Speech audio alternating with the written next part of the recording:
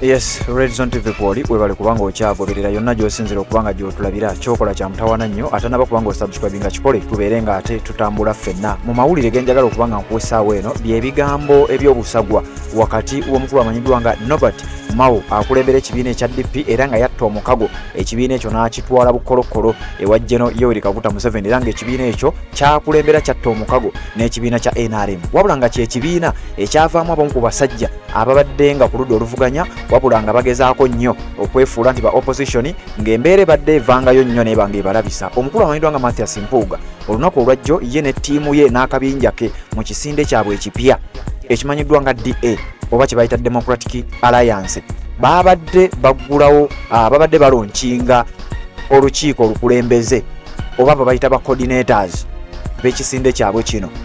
Ebimu ku biwandiiko bye bafulumizza nga biraga nti waliwo bannabyabufuzi abamu abava ate mu bibiina ebirala. Ekintu kino nno kyabalidde wabula ago sige mawulire genkuleetedde ago ngenda gakuwa oluvannyumako olwa bino era mu updates eziddako bye ngenda okuba nga nkomawo nabyo. Wabula kakati ki kyenkuleetedde Mathias Mpuuga ebyama byongedde okuba nga bizuuka nti omukulu ono akola butereevu ne General Yoweri Kaguta Museveni. Nobert Mao nga ye minisita mu gavumenti ya General Yoweri Kaguta Museveni, minisita w'ensonga z'amateeka oba eza ssemateeka, minister of constitutional affairs. Omukulu ono amanyiddwa nga Nobert Mao ayongedde okutangaaza era n'alaga nti Mpuuga n'abamu ku bantu baakola nabo akabinja kaako bakolera ddala emirimu egya General Yoweri Kaguta Museveni. Abantu abasinga obungi kino bazze nga bakyogera wabula bangi ate babadde nga bagezaako okuba nga tebalina bujulizi era n'okubuusabuusa bino. Wabula Nobert Mao ayimirira mu biti bibiri ng'eyaliko omukulembeze w'ekibiina eyali waggulu wa Mathias Mpuuga ate mu ngeri y'emu nga bwe twogerera ye minisita avunaanyizibwa ku nsonga z'amateeka mu gavumenti eya General Yoweri Kaguta Museveni. Kati ebimu ku byama byaleese mu katambi ke ngenda okukuwa annyonnyodde abakulu bano ensonga lwaki bakolera General Yoweri Kaguta Museveni. Mathias Mpuuga musajja munnamateeka era buli omu akimanyi bulungi nnyo. Amateeka gazzaakola ayina ebizibu bye yatomera mu ngeri gyazzaakolamu amateeka ge no farms zazzaakolera emisango gyazzaawoza abasinga obungi nga tebagimanyi. Kakati ayina ensobi ze yakola oba ayina ebizibu bye yagwamu okusinziira ku Nobert Mao nti mu nsobi zino ze yagwamu abasajja ne bamuvuba emyaka giyiseewo era nga kino babadde bamukozesa oluvannyuma lw'okuba nti waatakola bye bamugambye. Ebiseera ebisinga yandibadde agenda kubanga bamuvaamu babeere nga bamukozesa oba oliawo yandibadde atuuka ne ku ddaala erisibwa.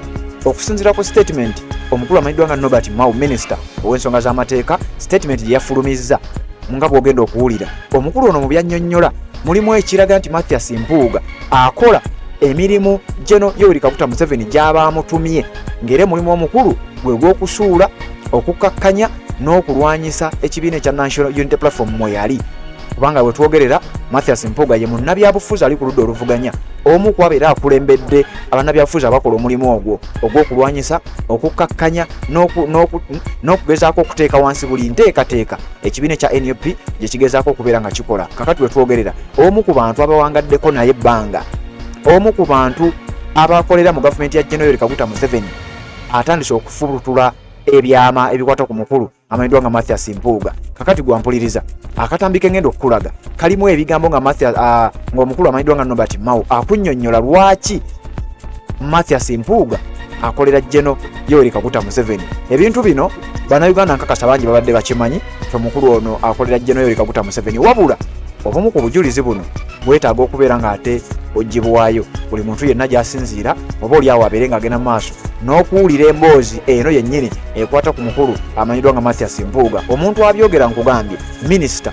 ow'amateeka mu gavumenti ya NRM bw'ayogerako yaliko mukama we mu kibiina kya DP kitegeeza sayidi zombi azimanyi bulungi nnyo. Amanyi Mpuuga ani gwakolera ne gwakolera amanyi ddiiru zonna ezimuweebwa nti era singa omulimu gumulema Mpuuga ali ku ndeboolebo ez'okubeera nga abasajja bamuvaamu osinga aba alemereddwa newankubadde ng'obubonero bwonna bulaga nti omulimu gwagaana.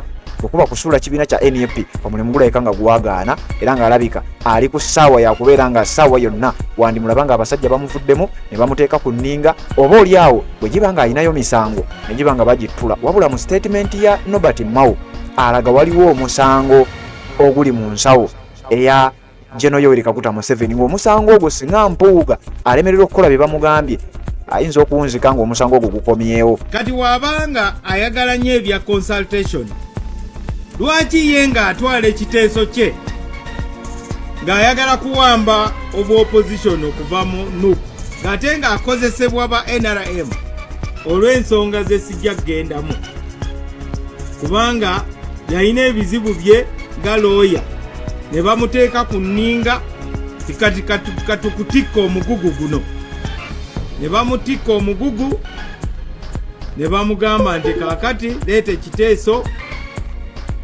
nti leader wa opposition, aba opposition bonna be bagenda okumulonda, nga mwe muli n'aba independent abawera 7 ate abasinga bali NRM leaning.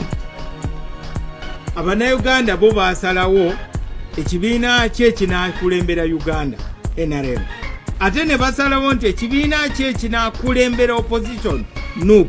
Oba baagala oba tobaagala, bannayuganda be baasalawo, naye baamukozesa teyatwebuuza nako, ate ng'agamba nti ayagala nnyo consultation. Twagenda okulaba nga ali ggulu ng'aleeta ekiteeso, twagenda okulaba nga bamuwa sente ne tikiti z'ennyonyi tiagenze kola benchmarking e Ghana, simanyi agenze South Africa, agenze wa, ate abantu bennyini abamuteekamu kasunda bamuvaamu nga balaba nti ebintu tebitambula. Yajja wano mu DP nga gamumyuse ng'ebintu tibirungi, ne tumuwabula ne tumugamba muganda affe bakwambaze ekintu kino naye osobola okukyeyambula.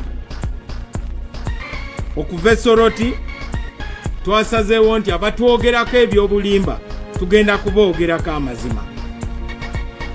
Olwo kati amazima gakoonagane n'obulimba ng'ekitangaala bwe kirwana n'enzikiza. Era baaswala nnyo embale kubanga twasobola okubaanika bagenze batambula ekiro kyonna kyonna banywesa abantu omwenge nga bazze kutabula ne meeting, naye meeting yagenda okugwako nga tukanyiza wajje tulaga.